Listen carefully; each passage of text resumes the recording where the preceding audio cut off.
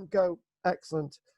So this lecture tonight is one of two lectures, and the way we're going to be doing this tonight is introducing some inscribed stones, but we're going to be doing it in a completely different way. Okay. And the way we're going to be doing it, we're going to be looking back at what antiquarians thought of these stones back in the day, not what we think of these stones today. So that's an important point, and that's where we come into Scotland, and then we come into this wonderful antiquarian, archaeologist, historian, who was misunderstood in connection with her work, and I think one of the great things is to look at archaeology from the past and its interpretation, and where we go on from there. So the first stone that we're going to be looking at today is a stone that some of you may have visited, and it's a stone that I have visited on a number of occasions, and each time I visit it, I'm in awe, because I don't think we really understand what this stone means. This stone is at Languedoc, and it's known as the Herb Bic Stone. And if you go looking for this on the internet, you're really not going to find much about it, because it's classed as a shaft cross stone, and so on and so on. And the stone itself that we're going to look at is where this blue little arrow is here, Languedoc, just south west of Cardiff and north of Penarth. So that's the one we're going to be looking at. So this stone itself is a rather interesting stone from a load of different reasons. And I think the best thing to do would be to start off where we mean to begin. From this description going back to the 1800s. This is a reprint of a book going all the way back to the 1800s, late 1800s, may I add. And it goes as follows. So we're looking at that stone. Are you getting any background noise, Kathleen, or is it sounding clear? It's clear, it's fine. Right. This stone itself, let's shoot from the hip. The base and fragment of the shaft of the cross represented here in the book, it says, most elegant example of the kind in Wales. This is a wonderful inscribed and carved stone.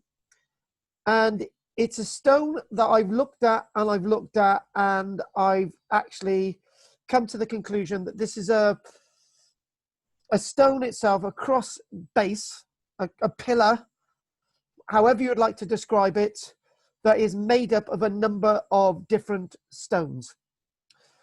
And one thing that we don't know is where lots of these stones were originally. Lots of these stones are being moved around. We look at two stones in the Margam Stone Museum, and those two stones have been moved around a lot. So when we want to place these stones within the landscape and to trust their meaning, we can't, because they've been moved around. They've been moved as they've been used as scratching posts for cattle. They've been used as fence posts, gates, and so on and so on. And the meaning is lost. And the meaning of this stone might not all be lost. It stands in the churchyard of Languedoc near Penarth. Languedoc itself is a site of great interest to those interested in the Roman period, not just in South Wales, but across the whole of Britain. Back in the late 1970s, early 80s, there were a number of excavations, and one was to excavate a fine Roman villa that was demolished and removed to make way for flats. But that is another lecture. So when we look at this monument set within its landscape, we start to wonder what meaning it had associated with what was there before, because the church behind looks fairly modern. You can tell that from this image. Standing today, 4 foot high, It goes as follows. The upper part of the shaft and the head of the cross being broken off. The upper part, it's said, once stood near this spot. And the top of the cross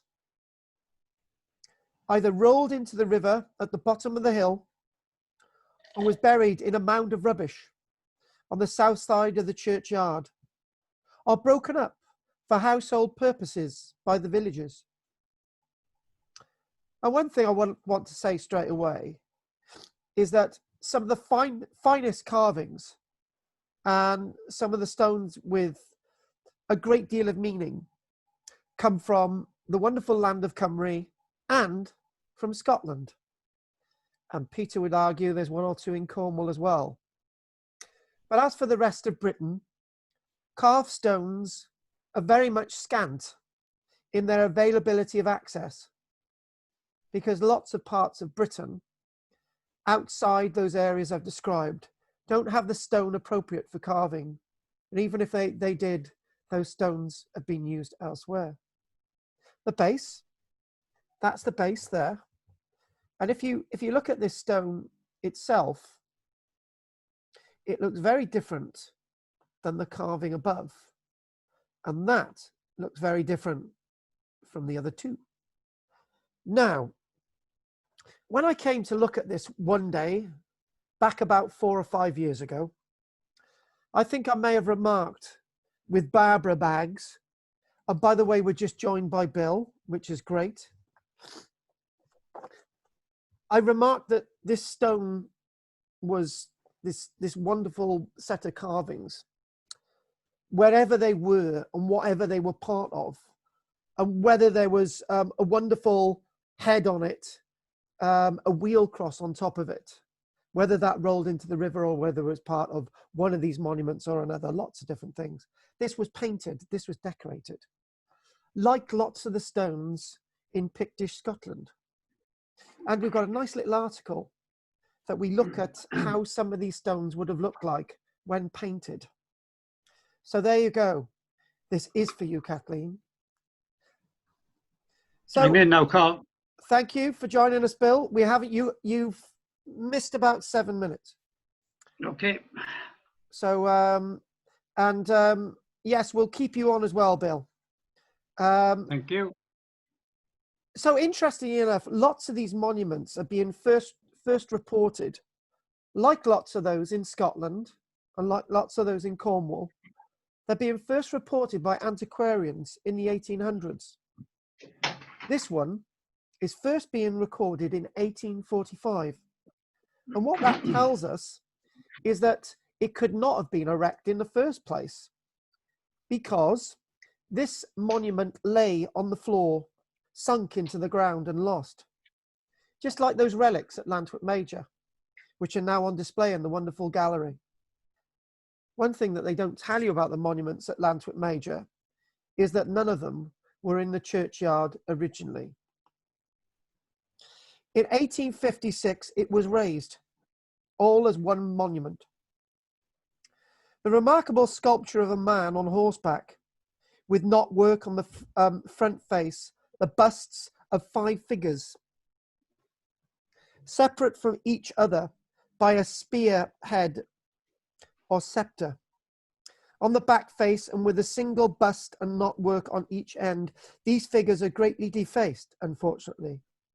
Above these figures is a band of interlaced ribbon work.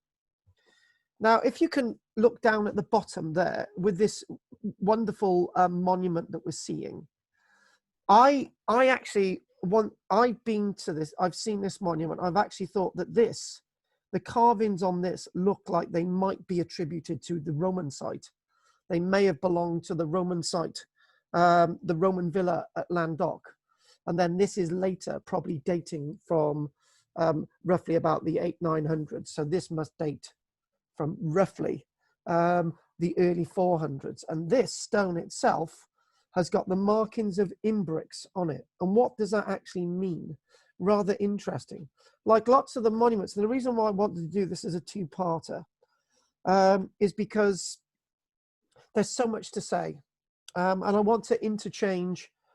In the second one, I'm actually going to add a bit of the carvings and inscriptions from Cornwall in there as well, as long as lots more Pictish stuff. So watch this space.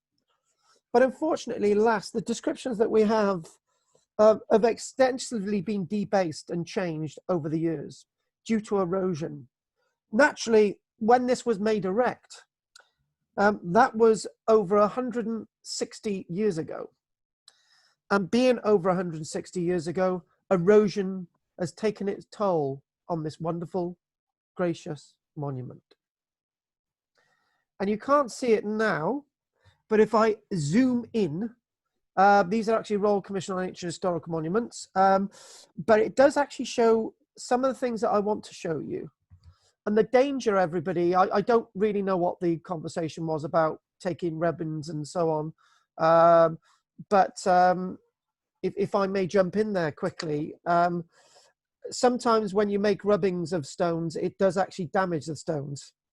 The archaeologist that I'm not going to mention, Professor George Nash, when we went to a certain burial chamber on the island of Anglesey,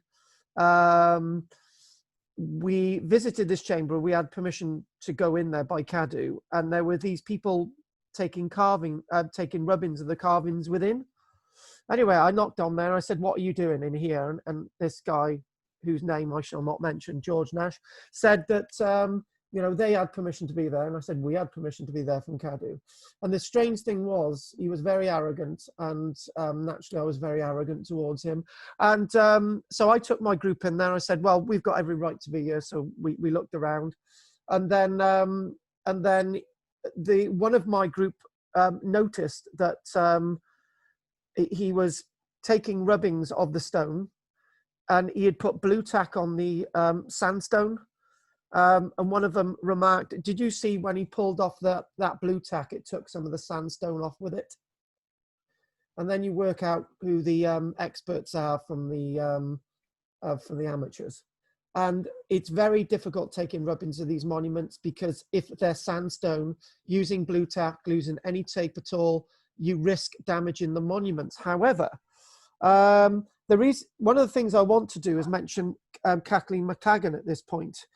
She used a wonderful technique of rubbing that used no sense of adhering anything to the monument, but her senses of rubbings associated with the monuments that she was taking rubbings of in Scotland are some of the finest rubbings ever made of any of the Pictish stones in history, because she got the detail so right. And do you know what? She took her technique with her to her grave. Oh my dearie me. But anyway, this stone itself, I'm probably spending too long on this monument, but I've got another lecture to do this in the second series. So let's just take my time. If you ever do want to see this monument, go to Landoc. If you've got if you're going to Landoc Hospital, and just have a really good look at this monument. It's there to see. And look at that there. Isn't that wonderful? Wow, look at that at the bottom. This is, you can't really see this as clear now, because this image 50 years old, and the description is over 160 years old. And it says, a remarkable sculpture of man on horseback with knotwork on the front faces. So this is the man, this is that man himself. And this figure is a very fine figure, and it would have been painted, it would have been beautiful. And there, if you can see it faintly, and it's really faint today, folks, there is the words Imbric. Now, that's a really interesting thing. And I'd like to say this, but it's good to go back to these old books, because when you look at modern descriptions, they miss this detail. It says that the lowest division being inscribed on its front side with letters much defaced, but which appear to me to have been intended for Urbic, IRBIC, or Imbic, Urbic. And this is rather interesting, because these are Irish Saxon characters, which is rather interesting. And as an archaeologist, you know, I often you know, if anyone has, anyone's ever seen me at work on an archaeological site, as we were working at Trellick on the weekend, I remember finding a glazed roof tile, which I'm holding in front of me. And I went through a process of saying, that's a roof tile, no, that's pottery, that's a roof tile. It turned out to be a wonderful ridge tile and a medieval roof, actually. And as I was looking at this, I was saying, I agree. This is all one monument. And then I started to think, actually, this is made up of 3 separate monuments. And you can clearly see that with the difference in carving. And it's key for me to mention that, because whenever you look at any carvings, you need to ask, whenever you look at any monuments, any carvings, I got very frustrated then, because on a stone, one single stone has been used for a long period of time, whether it was a Bronze Age standing stone, or then after that it was used in the Roman period, or then it was used in the medieval period, and so on and so on. And then what they do, if you look at the stones in Christchurch, what they've done, they put all the surviving stones together and made up one monument. Always be suspicious of whether monuments that you're looking at were initially the same monument or amalgams of other monuments. And that's a really important point. It's one point I really wanted to make tonight. And look at that there, another image. Do you know, you see that there? Isn't that great? Look at the sun as it catches. You can clearly see the differences there. Look at the sun as it captures. Look at those figures down below, those wonderful 5 figures. Unfortunately, they're not very clear today.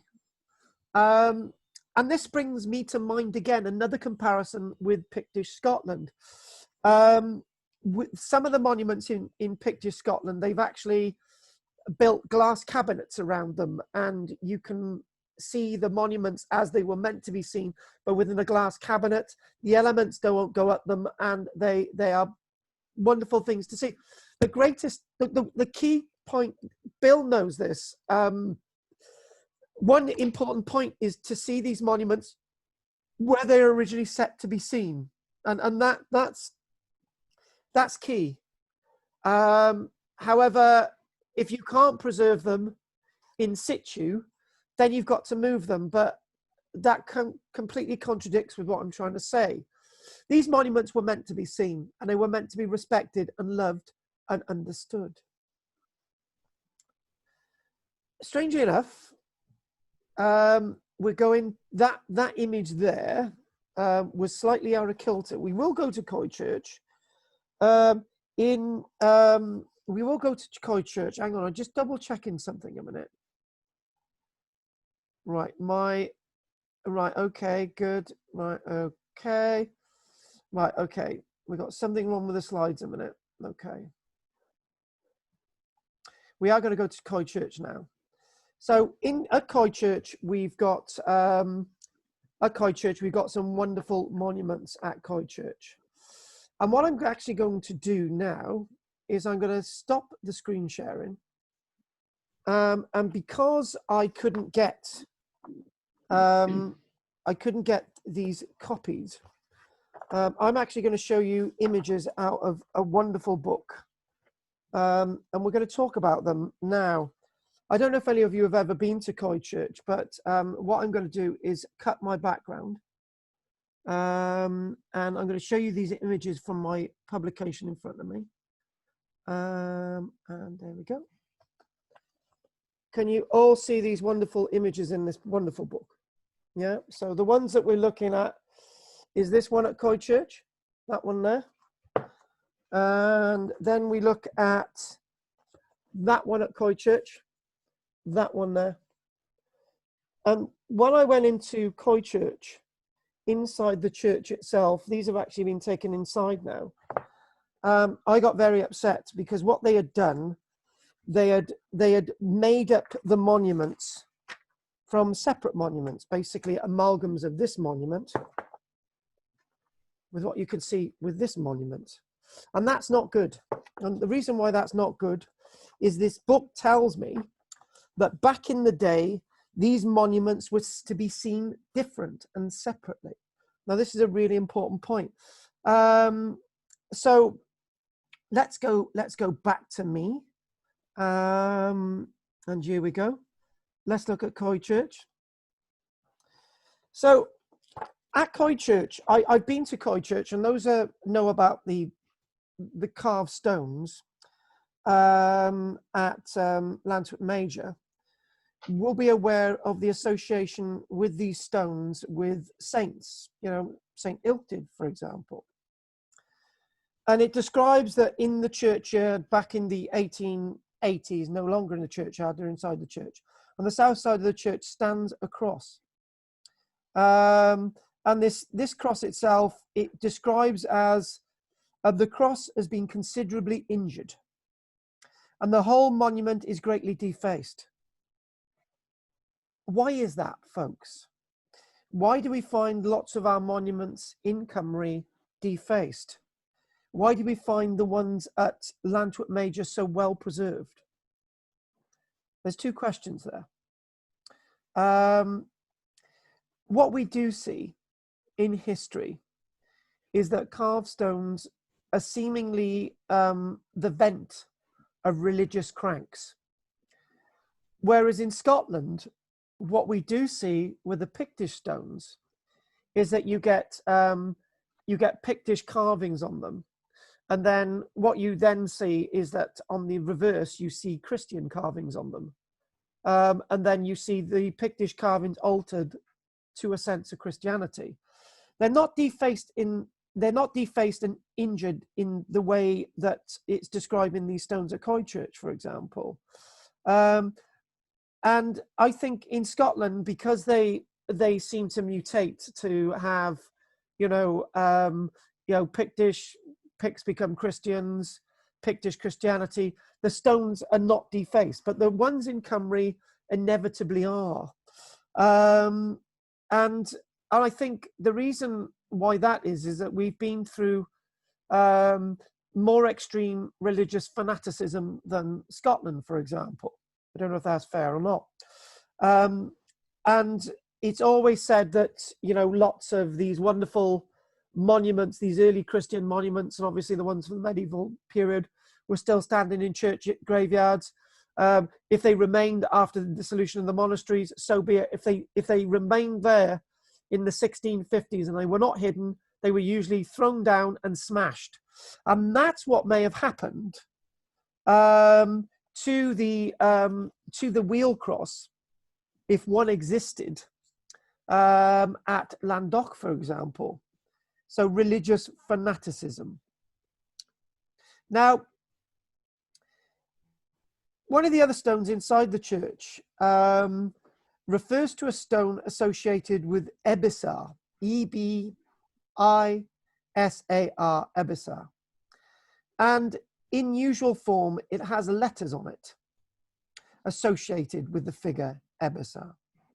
And the name is evidently identical with one on Samson's cross at Llantwit Major, which has been supposed to be a corruption of the Latin word Ebissar, but which is here shown to be a proper name. So in other words, what we do find is lots of these early religious Christian stones are linked with other Christian stones at other sites, more importantly. And it goes to say, it goes again, that these two stones are being united to be one stone, when in fact they may have been two separate stones. And there was another point that I mentioned before I mentioned the Abyssal Stone. And the reason why some of the we're lacking some images today is because we will be revisiting some of these sites later on in the next lecture. And this has got similar ornamentation, not only to the stones at Llantwit Major, but to the stone at Landoch. It's almost as if, the same type of itinerant carvers are going across the Vale of Glamorgan, like they're going across Cornwall, like they're going across Scotland, carving these stones at different periods in time.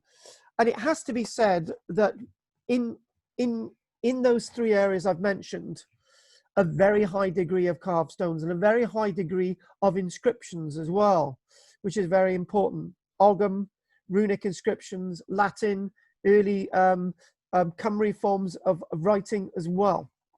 And it said that Pictish itself could be read as a hieroglyphic form of reading as well. So, you know, all of these stones have all got a sense of communication, and you can only get a sense of communication if they're in their original locality. So what I'd like to do is not quickly do these. Bill, the reason why I want you to join us tonight is because we've got two stones that you will be familiar with, the Bod Vox Stone and another stone which you'll be very happy with, the Pompeia Stone. So here we go. Let's go to what we've got. Again, the original descriptions.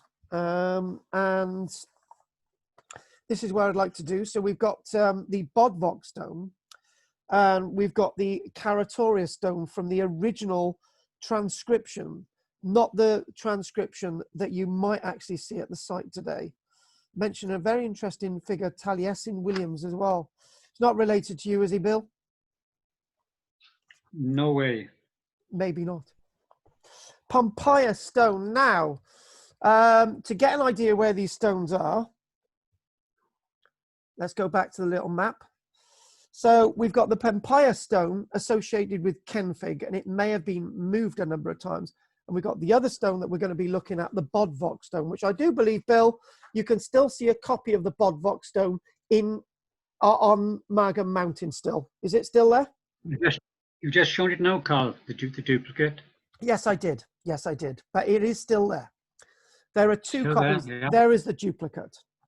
So now here we go, the Bod Vox Stone. Now you can see the original in the Margam Stones Museum, which is our sort of answer to keeping these stones out in fields in Scotland with glass cabinets on them. The Bod Vox Stone, commonly called the Mine Fyrog Stone. The description, the stone initially was first referred to, probably one of the most earliest stones referred to in our writings, really. It goes all the way back to being known about by Edward Cloyd. We mentioned Edward Cloyd the other week. And Edward Cloyd is an early inscribed stone on the top of the mountain north of Margam Abbey. Induced me to hunt for this interesting monument. When I traversed the mountain in different directions for several hours and met with many interesting British earthworks, which require careful investigation. There you go. I might indeed have lost my labour had it not been for the information given me by a passerby. For the stone itself had been thrown down and no longer presented that striking mark for observation, which it must have done when erect. Now, that may look like it's the original locality, but in this description from the 1880s, talking about Edward Cloyd, from this description, that stone has been moved. It came from somewhere else.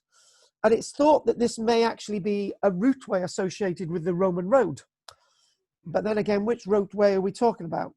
It stood near a small tumulus or hillock. This little mound where the bards of Tir Jar were accustomed to meet on the morning of the 24th of June, specifically that, Bill, and was when I visited it lying amongst the stones still remaining of this tumulus. From the observation which I made of the locality, it seemed to me that the situation had been chosen with reference to the origin of the river Kenfig, as the rise of this little stream can be traced to a small morass close to the tumulus on which the stone was lying. Now that's really interesting, and it's interesting to me because none of you have been with me to a stone known as Mine Clay, which is up near Ystrad. And that stone itself is near the source of a river. And that's an interesting point as well.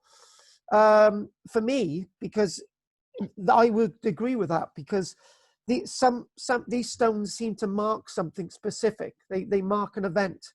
Not saying that the original event that these stones are meant to be, therefore, is now seen in the wording of the Bod Vox Stone, because lots of things change, lots of things are reused, and it basically describes a Maltese cross on it, from the bottom limb of which a line extends, and it goes on to give us a description.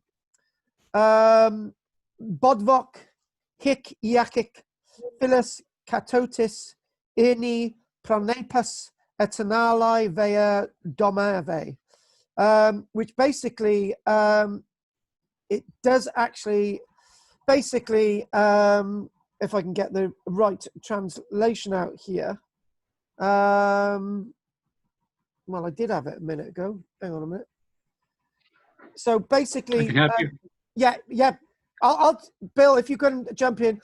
Bod Vox, here lies Bod Vox, son of oh God, son of Catotis. Yes, Catetogenus. that's right. Go for it. Catetogenus. Yes. Yeah. Pronipus Eternalius Vedomavus, the great grandson of Eternalius Vedomar, which is the Bingo. Roman name. Bingo. Because in this text, it doesn't look like it's actually been translated.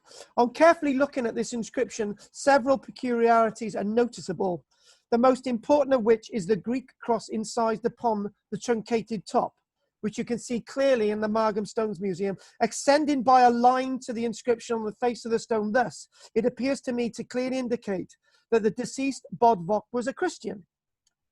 In the next place, the first name is Bod Vox. And it's said that it was possibly described by Camden to have a completely different meaning. Some believe that this stone is one of the oldest carved stones in the whole of Cymru. Carved stone, that is, not stones with the carved and inscribed stones, I should have said. And this dates back to AD 300. But the stone itself probably dates all the way back, going to the Bronze Age. And it's great that we've actually got writing on these stones today that haven't completely weathered away. If you do go to Margam Mountain today, you see this inscription as a copy, and there is the original. And if you're looking at this, you can actually make out, if I can get my annotation bar in there, you can just make out the cross on the top. Bod Vox, hic, he acit, philis, and then we've got the other writing there, Bill. And Bill, you know, go on, carry on. Yep. Yeah. Proper Naples. Yeah, it's Bod Vox hic iacet filius catoturgini pronipus Eternalius Vedomar. Exactly. The next stone that I want to go on to is the one standing behind it, which is that one there. And that stone is indeed featured in my book on the Romans in the Vale of Morgan. I use this stone because it sort of told me a little bit of a message, and we'll go on to that now. So if I move that one there, and if we upgrade that one, and we'll read it on its side. Hang on.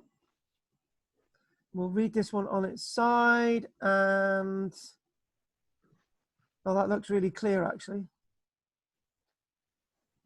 And there's something else really interesting about this.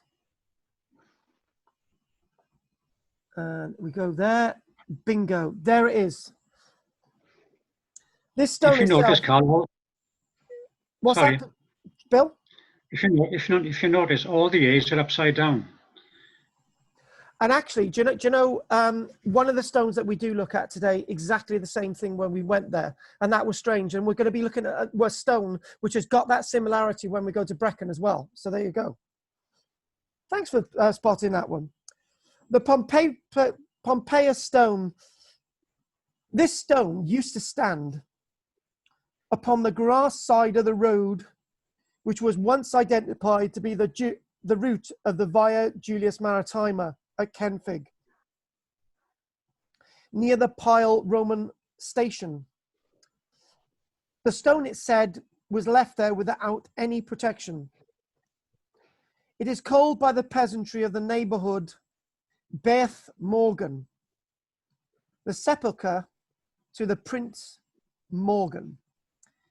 It is 4 feet high, and the Roman characters themselves, they may not look Roman, but the Roman characters are Pompeius Caratorius. The only doubt being as to whether the second and third letters of the top line, which are conjoined. And again, this is being recorded very early on as well. And with this stone being recorded very early on as well, this is alongside, this probably dates to maybe around 400 years AD. What is also of interest are the little marks on top, which are these, ogum. And we can't do anything like this without mentioning the ogum, which is there, curving on the side of the stone. Okay, this would have been naturally upright. And the characters themselves, spell out HQDD, then a gap, an A, a H, a C, and then a D, an N, a G, and then an O, and an A. And this, by some people, reckon that this is a direct translation in the Ogum text of Pompeius Caratorius. So this is the Rosetta Stone of South Wales. You know, Bill, when you see these stones, what do they do for you? What do you see when you look at them? Well, it's incredible that they've survived, and we can actually see them.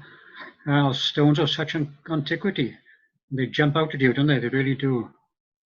Yeah, they do. They just, the thing is, if they had been left out there up on the mountains, they would be badly eroded away by now. Exactly. They'd be in a farmer's wall now. Yeah. Do you know, dear Bill, have I ever told you, we were up at the Roman fort at Old Carlisle once, and we were, I went off to see the Roman site, and my partner back then, she looked down at the floor and she found a carved Roman inscribed stone. Really? That had fallen out of the wall. Yeah, that had just fallen out the wall. Yeah. Yeah. And it had been the first Roman carved stone found at Old Carlisle in, I think, 150 years. And she found it because it just fallen out the wall. So the point is what you've just said about the point that you know, these things would basically be used in walls and so on. Now, the next stone I'd like to go to is the famous stone at Mirthamower. And if anyone's ever been to Mirthamower with me, they will be aware of the Goblin Stone. Have you ever come across that, Kathleen? No. The Great Cross at Mirthamower. It's known as the Goblin Stone. 7 feet high, and it's been moved a number of times. And this is the point. You know, you look at these stones, and it eventually ended up in the church graveyard. But this is an image from the 1890s. It eventually ended up in a church graveyard. And the Goblin Stone itself was once in a field, and then near Candleston Castle. Then it ended up at Mirthamower Church, and then it ended up on the estate of the Nichols family. And it's a rather interesting stone indeed, because lots of people have given it a great deal of interest. And it was first translated by Iolo Mar Ganog. And Iolo Mar Ganog told us of a rather interesting Latin inscription, but it was not complete. Lots of these stones don't show completely intact inscriptions. And that's where it was once outside. Again, this is a stone that's moved a great deal. We've gone a bit too far. This is a stone that's moved a great deal. And what I'd like to do is show you again. I'm loath to copy these images, and you just cannot get these images off the internet. So I'm just going to show you this image of what the Goblin Stone looks like. Here we go. We'll show you two images. So if we take this out of this one a minute, move that one out, and we show me on the screen, and I cut my background, and we do that. So that one there. Isn't that an impressive stone? And what's impressive about it is that back in the day, many more of these inscriptions were available to be read on the stone. And, you know, we're talking about inscribed stones. They do exist out there. And, you know, they can be really complicated inscriptions, or they can be really short inscriptions. When I mentioned the other week about the Abyssal pillar, and I mentioned how important the Abyssal pillar once was, because the amount of inscriptions on it. And unfortunately, when you leave these stones out in the open, they do erode quite rapidly. But away from that stone, I would like to look at another stone that I have visited.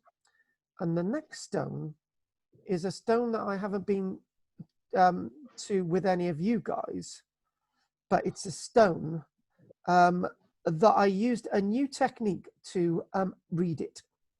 So moving away from that, there it is. Does that stone look familiar to you, Bill? Have you ever been out there? I've been close there, but I'm not you past it, Carl. No, it's near St. Helen, isn't it? Hang on a minute. Hang on a minute. You recognise the stone, but you haven't been close to it? No, I recognise it. Yeah, I got a feeling I've seen it from a distance. Mine Maddox. It is close to St. Helen Road, isn't it? Mine Maddox. This is the Mine Maddox stone up near the Brecons, right? So yeah. Mine Maddox. Now you can't read anything there, can you? Right? You can't read anything. And when we went there that day, I used a technique that I hadn't used before. I was very frustrated that I couldn't read it, so I thought, right, I'm not going to remove the lichen, which would be against, you know, everything that I believed. I'm not going to remove the mosses or anything. So what I did, I thought, right, what's around me? So I picked up some sheep shit, and somebody poured some water into my hand, and I rubbed the sheep shit, and we were able to read that inscription. And I was armed with the original inscription that was written down in 1846.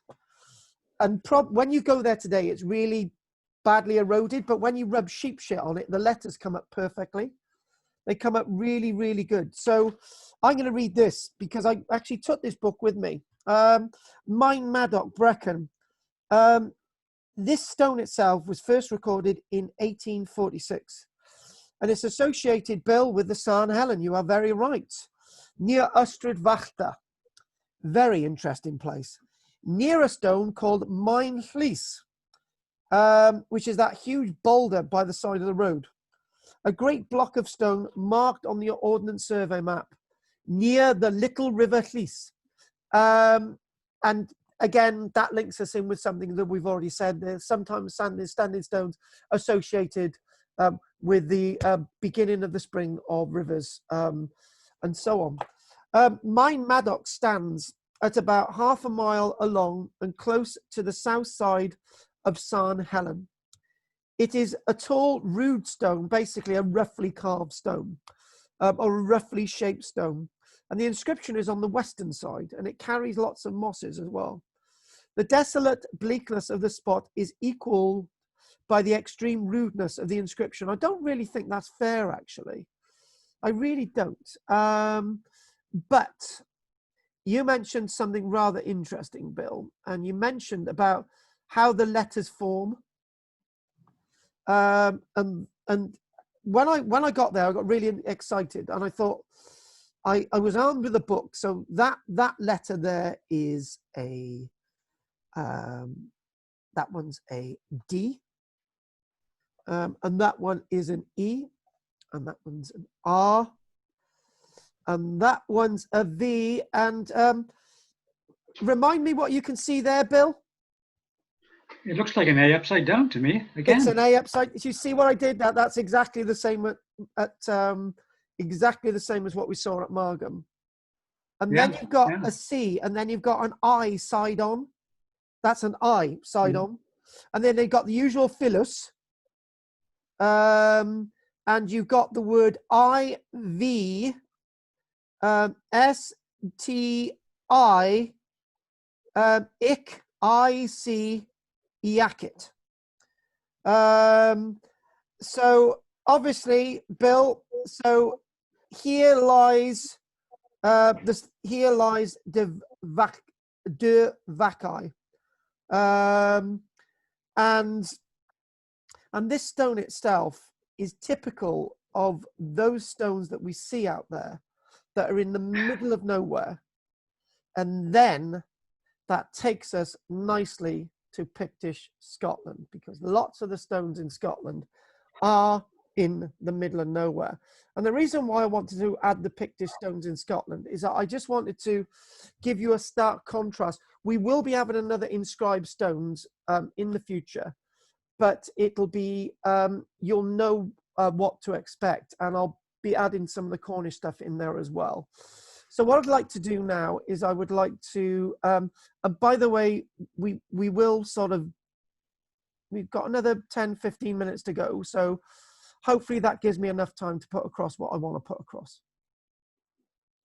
And there it is.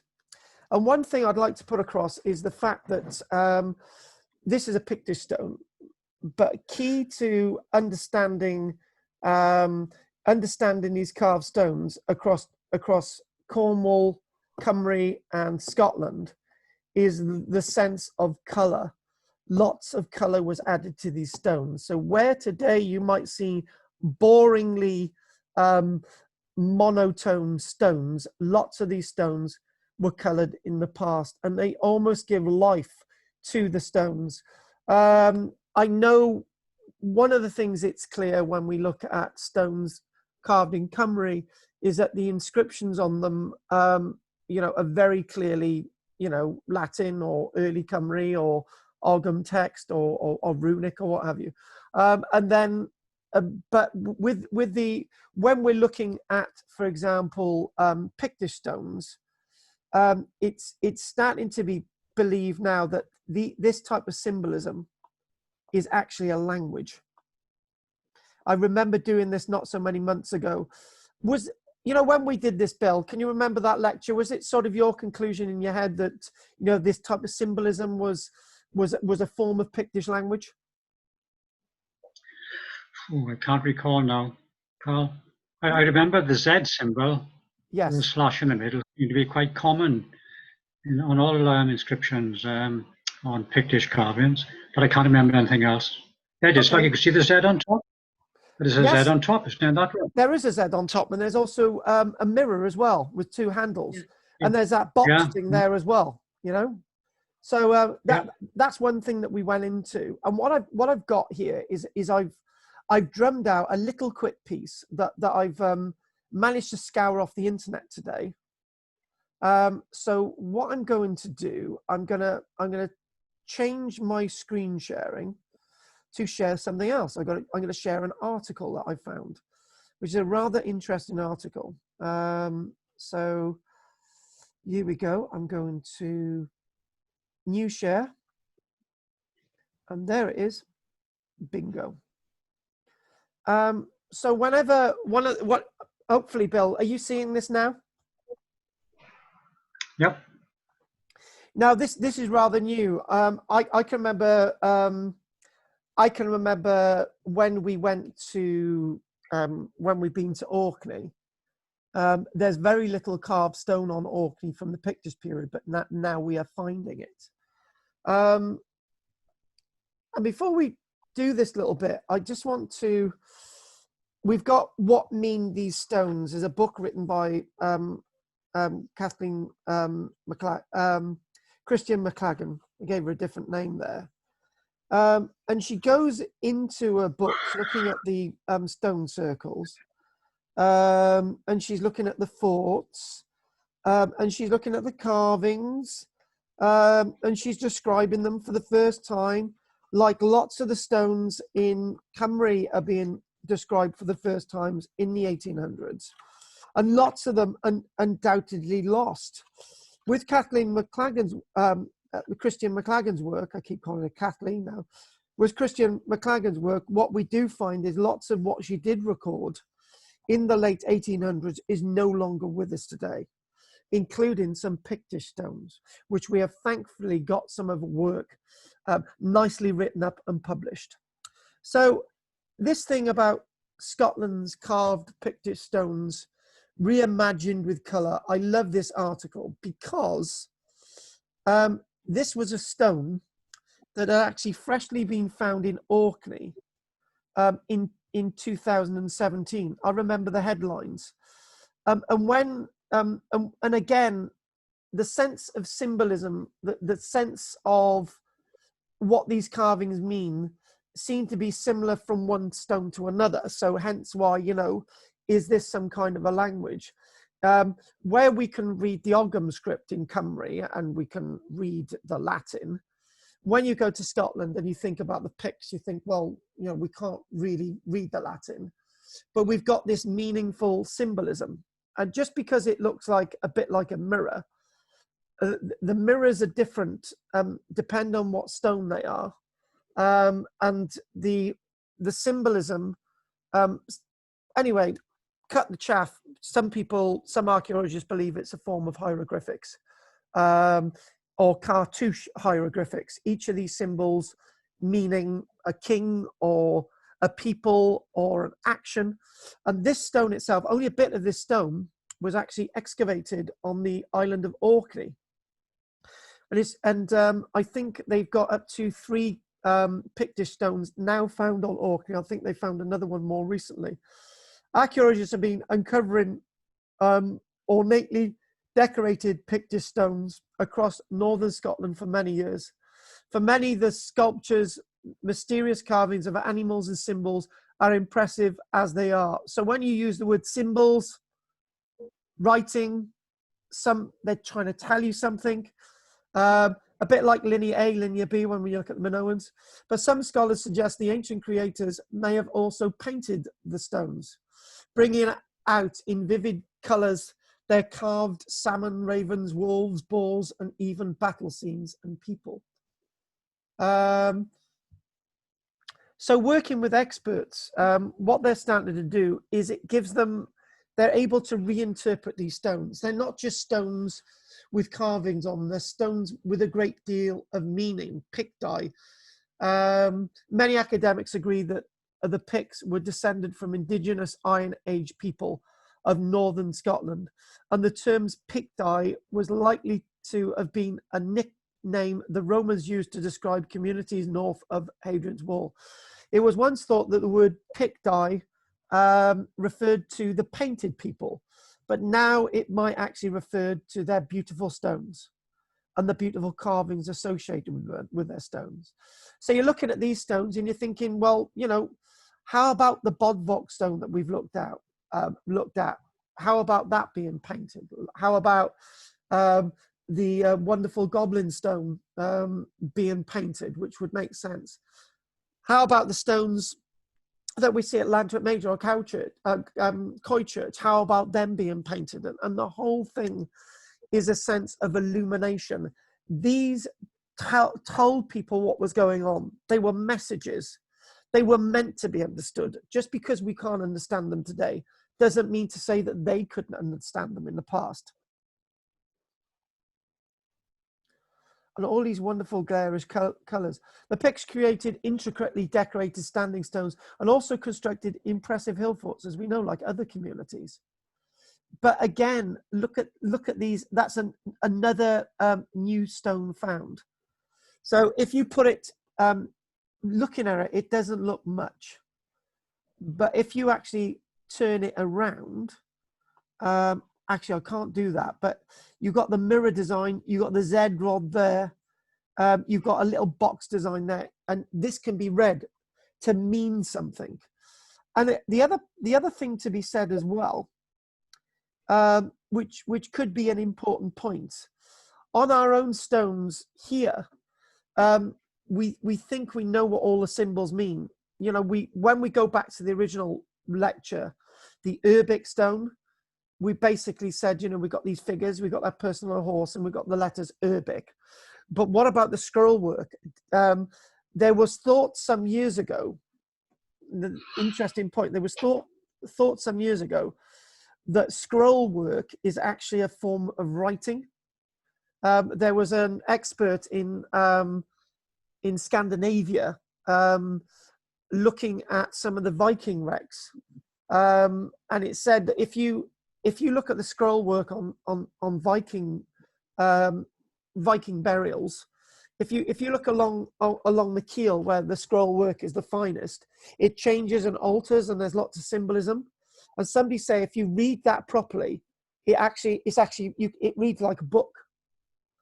You don't need words to tell you a story. They read like a book. All these types of things read like a book. Just because we've got writing on some of our stones in Cymru doesn't mean to say that the other symbolism didn't actually tell a story in its own right. So look at that there. Now, that's something that I mentioned earlier on. That's the Maiden Stone in Aberdeenshire. And I did cover this some years ago, and I remember looking at this, I remember thinking, right, this is a rather interesting stone, because what you've got there, you've got some really nice knotwork scroll work there. Go on, Pete, say Celtic. And then what we've got all this knotwork here into a cross. But then you look at this and you actually think, hang on a minute, there's like serpents, there's beasts. And you're thinking, what's going on? Because it's almost as if you've got early Pictish carvings, and then what you've got is Christianity with the Pictish symbolism, and then you just go into the crosses. And it's one of the things that I've already said, one of the reasons why lots more of these things have remained intact in Scotland, other than over what we see in Cymru, is because they were always immediately seen as Christian, and because they don't have the same fundamentalist in Scotland, they probably survive longer in Scotland than they did in Wales. The new interpretations, that sense of interpretation. So you look at those symbols, and look at that as well. You've got another link there with the Ogham script as well. That you get the Ogham script in Cymru, you got the Ogham script in Scotland, and also, Pete, we did a little bit this before when we found some Ogham script in Cornwall as well. So we've got this sort of form of writing and language, other than that sense of hieroglyphic form on these stones. And the reason why I want to come back to this is we've only just opened our eyes in this lecture today. And again, look at that there. Look at the way these monuments change when you add color to them. And when they change and you add color to them, the meanings change as well. The sense of illumination, the sense of understanding who these characters are. And I think this is really cheeky. What's cheeky about the one on the right? What is cheeky about the one on the right is that if we go with this, we can see some more of the Pictish symbolism alongside a Christian cross. So what you would find on Pictish stones is that would be, say, on the side, you'd have Pictish carvings, and in the centre you'd have Christian symbolism. But with this, it's got a mixture of both. And then if you chuck on the Ogham, is it truly the Rosetta stones of Scotland? So what I wanted to do is give you a little bit of a taster of these inscribed stones today. We will be coming back to the Goblin Stone next time we do inscribed stones, and we will be looking more into the Pictish stones and the Cornish stones to give us a comparison. And there are lots of comparisons with these types of stones in these different areas, even though they're hundreds of miles apart. So what I'd like to do is, Bill, is there anything you would like to say? On the Bod Vox Stone, Carl, it was originally set within two concentric earth embankments. Yes. The outer one is long gone now, ploughed away by the Forestry Commission, who have done a lot of damage on Margaret Mountain over the years, actually. Part of the inner enclosure is still there if you go to the Bod Vox Stone now, on the original site up near the summit. And coming back to the Pictish stones, the first image you showed a boar. Now, if you remember, when we went up to Walkley the last time, we called it in Inverness, and we went into the foyer of this large public building, and there was a stone, the Pictish stone there, and on that was that boar. Was that the one, the same one? Yeah, the Inverness Knocknagle boar stone. That's the one we saw, Bill. That's the one we saw. Yeah. Yeah, that's Good. in the foyer of the council offices. That's the one we saw. That's the one. Yes. Yeah. Excellent. Yeah. Well, thank you, Carl. It's fine. It's good. So I just wanted to give you a bit of an overview. What I didn't want to do is sort of do too many inscribed stones and sort of do too much of an overview. I wanted to do something a bit more concise. Anything you would like to say, Kathleen? No, this is the bit that I am desperately in love with. It's gorgeous. Okay, what I did with the Pictish stones, I researched all the symbols, and there is somebody who collected all the symbols, but they haven't got they haven't deciphered it yet, but they've put it next to the Ogham. So I've got that list. Good. And so far I've just made a map of where all of them are. So I have to get to them one by one around Scotland. And there are more than just one or two. Yes, I know. Yeah. At the moment, because I have a sister in Peterhead, so anything between here and Peterhead, I'll be taking in as I'm going. Good. Well, we'll have to see all those photographs when you've got them. I will be taking rubbings. And do them in is one I want more. Carry on. I went to Aberleno, but they were still covered for the winter. So I'm going to have to go back and take those in. The very first one you're showing on here is the one from the churchyard. The boar stone. No, it's the one with the hole through it. Right, yeah, because this boar stone one's in the. If we go down, is it on this list? There it is. See, they dragged it from where it was. They knocked a hole in it with a pick. Yeah. Drag it to the church. Yes. Yeah, but I'm yet to grab bings from it, and that's what I'm going to do. But I'm not going to use blue tack or anything. I'm using layout paper and oil pastels. Nice. And they should be really soft. Only if we could work out what Kathleen Mclagan was using. She would get up on a ladder. Yeah, Blenheim stones, you're looking at, they're still standing and so on, and you've got to get that up there on the ladder. And she was able to do it in such a way that they were absolutely perfect, what she recorded, if you can call them rubbings, because obviously you didn't have photography back as good as it is now. So she used a technique that we don't really understand. So, okay then, so what we're going to do, we're going to stop the screen sharing. And let's have some participation.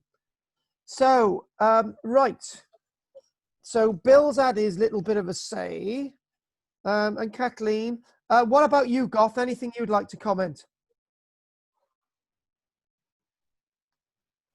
Right, I've unmuted you all. So unmute yourself, people. And I will have a slurp as you do it. Goff's the only one that's not. Right, okay, Pete, go for it. Well, I'm looking at it, and I'm looking at the preponderance of the knotwork on all of these stones. And the knotwork is the Carrick bend, is the actual knot. The Carrick bend is then in Southern Ireland. There is Carrick upon Suir, and they use the Carrick bend knot as on their coat of arms. And we've got the Carrick roads in Falmouth. So I'm going to try and find out exactly the significance of that particular knot. That would be interesting. Yes, it would. Mm. What about you, Gillian? Oh, I was going to say they really are quite beautiful. Yes. The one in Llantwit, is there any theory about where they actually came from? Because I thought they were found near the church. Right. The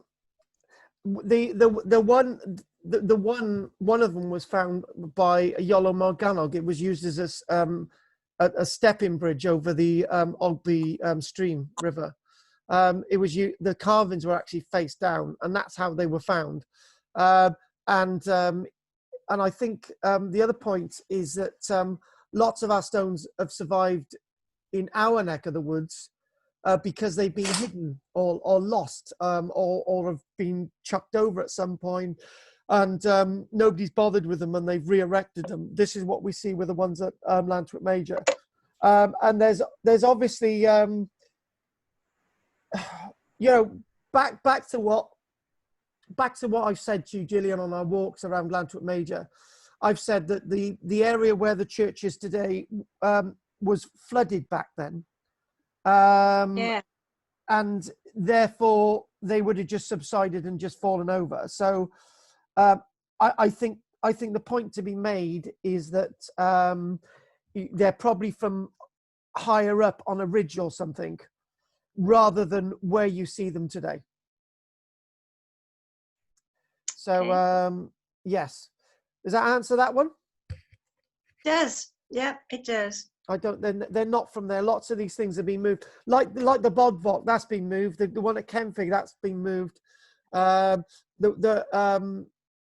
one at mine, Maddox, whether that's been moved or not is difficult to work out. Can't really work out where lots of these were. What about you, Goff? Anything you'd like to say? Oh no, it's very, very interesting. Yes, thank you very much. And we'll be looking at part 2 in the future, so look out for that. And what about you, Pat? Oh, I'm really excited. We got so many stones that are so close, to where we live. And I'm reminded that stone that Dorothy used to talk about, the one on the by the Leisure Centre. That in Bridgend. Yeah, I don't know what era is that from. Can I come with you on that one? Do you know what? There's that originally, though, in the allotments in Bridgend, there was this standing stone. And when they basically said, what we're going to do, we're going to put some council offices above this stone.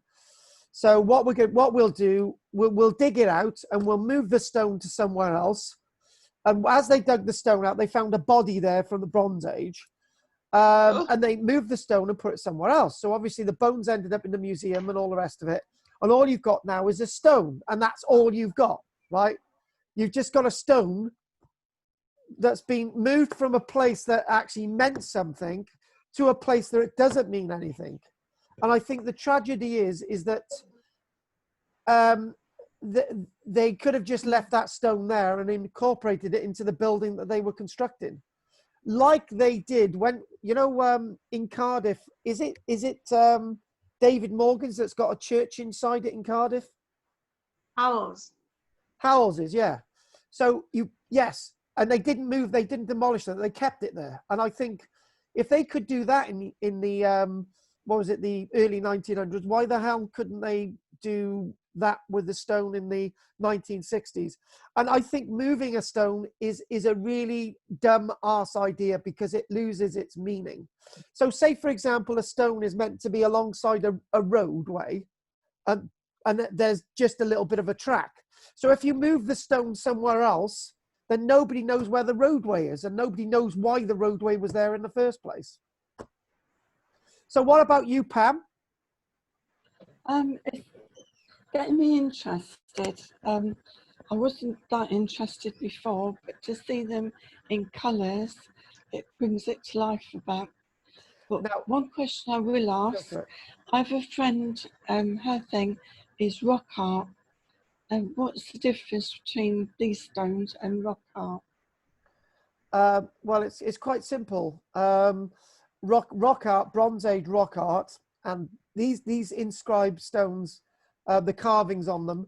The difference is that rock art, in the broad, if you go to a place called Kilmartin, in south western Scotland, if I'm right, it's in Argyll, isn't it, Kilmartin? There are over 5,000 carvings in stone there, like 5,000. And they're cup and ring marks, they're lines, they're all sorts of bits and pieces. That's basically, could be described as rock art. But rock art doesn't really tell you much. Rock art, it almost says that these were created by Leonardo da Vinci of the time or whatever. But they actually meant things like this stuff that we've just been looking at. The symbolisms on them actually tell you something. So it's not really rock art. It's it's important. There are important carvings, whatever period you're talking about. Okay, thanks, Karl. Right. So what we're going to do next week, I'm going to tell you what we're going to be doing next week. And next week we will be doing part of the lecture next week will be about Gelert, a Llewellyn dog that was killed. And that's the type of area that we'll be doing next week. Myths and legends that we've actually got facts. It's believed that there was a dog called Gelert, and we got the monument, those types of things. So that's the type of thing that we'll be doing next Wednesday. It's not myths and legends, it's sort of myths and legends with facts. There's a Bed Gelert. What's that? Bed Gelert, isn't it? Yes, Bedd Gelert, the burial place of Gelert the dog. Yeah. Burial, Gelert. Didn't know, I've seen that. So if anyone wants to stay for a chat at the end, they may do so. So what we're going to do, thanks for joining us today. We'll obviously be doing the lecture tomorrow about Taunton, and we've got Saturday as well, the lecture on Saturday, and obviously the forum next week and all the rest of it. And we've got the Zoom thing, not the Zoom thing, the YouTube thing on Friday, if anyone's interested in that. If nobody's got anything else to say, I'm going to say thank you very much, Jill. Kathleen, you want to say something, Kathleen? Go for it. Go for it. Yes, I have a question. The cup and ring people of Kilmartin, in comparison to the Pictish guys with those gorgeous snakes and mirrors and then jumping into Christianity. Okay, 4,000, 5,000 years ago was the cup and ring people. And then we're coming up to 500 BC going into Christianity. Yes. What happened to them, and did they ever meet? Or did they evolve into each other? Right, now this is a really, really, really good question. It's a very topical question. Those of you who will have had your newsletter tomorrow, you will read an article in there by a top archaeologist from Oxford who is now saying that there was no such thing as the Anglo-Saxon period, and there was no such thing as the Celts. Basically, this expert's saying that we've got a continuity of people in this country. What we find, what I used to do, I used to get a load of pound coins, right? I used to say those pound coins on the table represent the population of Britain, the origins of the population of Britain, going back, say,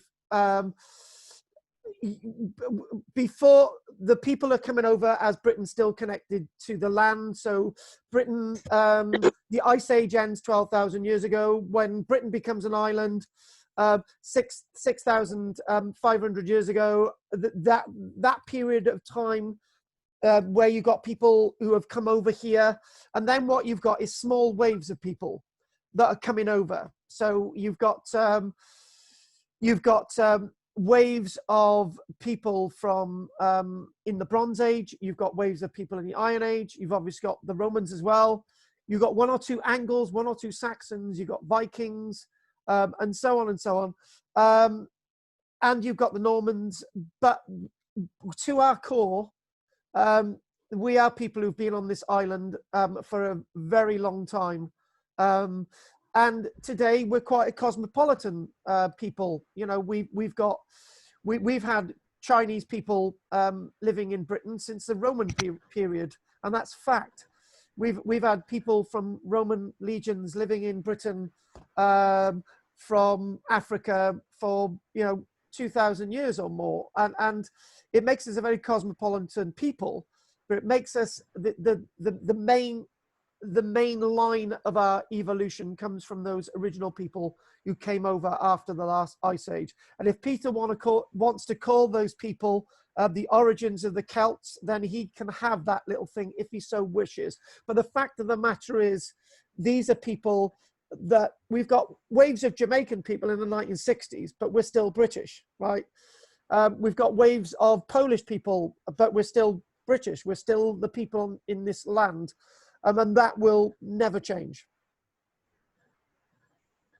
Do you want to say something else? Go on. Yes, okay. Whether you want to call us Celts or not seems a little narrow. If you want to say it originated in Latin, etc. Yeah. I put us down to Brythonics because we were all bound that we had a language in common, and that's what made, we're the Brythonics. I don't care if we're Celts or not, we are the Brythonics. I'm with you on that one. Yeah. Okay, so the Cap and Ring people of Kilmartin, apparently they spoke Brythonic. And Peter's going to like this. Go on, Pete. Well, the Basques, the Britons, and the Galicians, and they all had a similar language. They all spoke a very similar language. And I took part in the Blood of the Isles experiment mapping, and I'm from the Iberian Peninsula. Well, there That's you where are. my name came from. Well, the Basque area. Yeah, well, Iberia, that's where whatever your mitochondrial DNA, that came from the Iberian Peninsula. Anyway. On that note, anyone else want to say anything before we finish?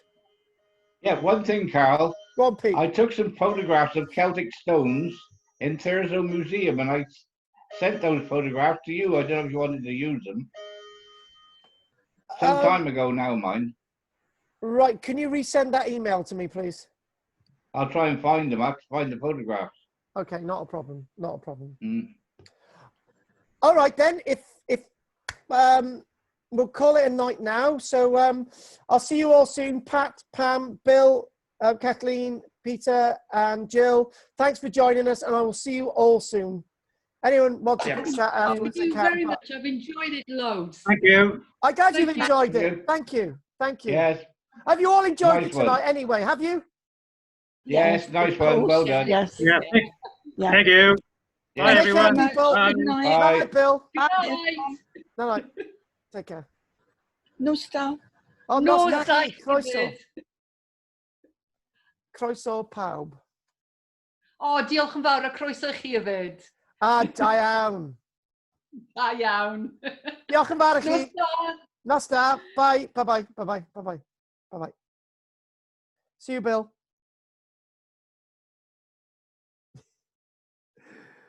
Happy day. If we end. If we